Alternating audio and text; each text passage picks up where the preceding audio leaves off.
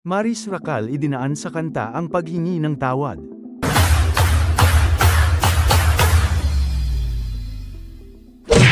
Ngayong araw, ilalabas na ni Maris Racal ang kanyang pinakabagong single na pinamagatang, Perpektong Tao.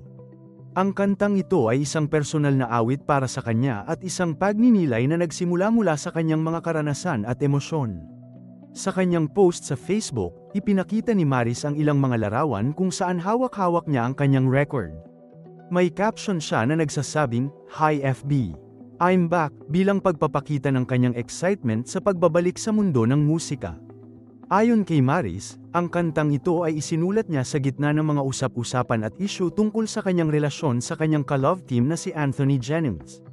Ibinahagi ng aktres na sa pamamagitan ng pagsusulat ng kantang ito, natulungan siya upang maghilom mula sa mga sakit at sama ng loob na naramdaman niya. "Writing this song healed me in ways I never thought possible," sabi ni Maris sa kanyang post. Tinukoy niya na ang kanta ay bunga ng isang malalim na paglalakbay, puno ng sakit, pagsisisi, at lakas ng loob upang humingi ng tawad. Ayon pa kay Maris, ang kanta ay nagsisilbing paalala na sa kabila ng ating pinakamadilim na mga sandali, mayroon pa ring liwanag na maaaring matagpuan. Inaasahan niyang ang mensahe ng kanyang awit ay makarating at makapagbigay lakas sa mga taong dumadaan sa mga katulad na pagsubok.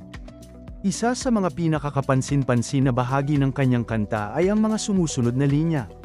"Tigil ng bait-baitan, yan ang paraan, may nasasaktan, hanggang ngayoy umaasa, sa wakas nitong pagdurusa, nakaluhod na sa masa, nilalasap na ang aking karma, mapapatawad niyo pa ba ko?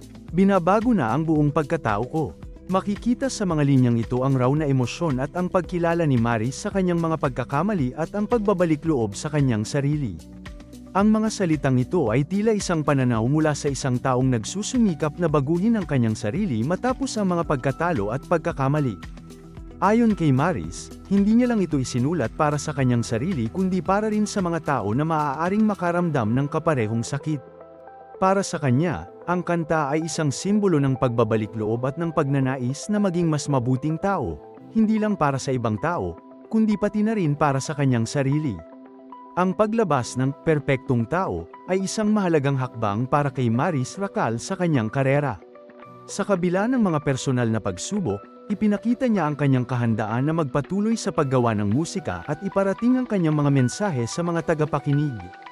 Ang kantang ito ay hindi lamang tungkol sa pag-ibig, kundi tungkol sa pag-unawa at pagpapatawad, pati na rin sa paglago bilang isang tao. Matapos ang ilang linggong hiatus, tila mas determinadong ibahagi ni Maris ang kanyang mga nararamdaman sa pamamagitan ng kanyang sining. Sa pamamagitan ng kanyang bagong single, ipinakita niya na hindi siya natatakot ipakita ang kanyang kahinaan at mga emosyon, at sa halip, ginamit niya ito bilang inspirasyon upang makapagbigay ng mensahe ng pag-asa at pagbabago sa mga nakikinig. Sa kabuuan, ang kantang Perpektong Tao ay isang pagsasabuhay ng mga mahahalagang aral sa buhay, tulad ng pagpapatawad, paglago, at ang pagpapahalaga sa sarili. Hindi lang ito isang simpleng awit, kundi isang personal na kwento ni Maris Racal na tiyak ay makaka-relate ang marami.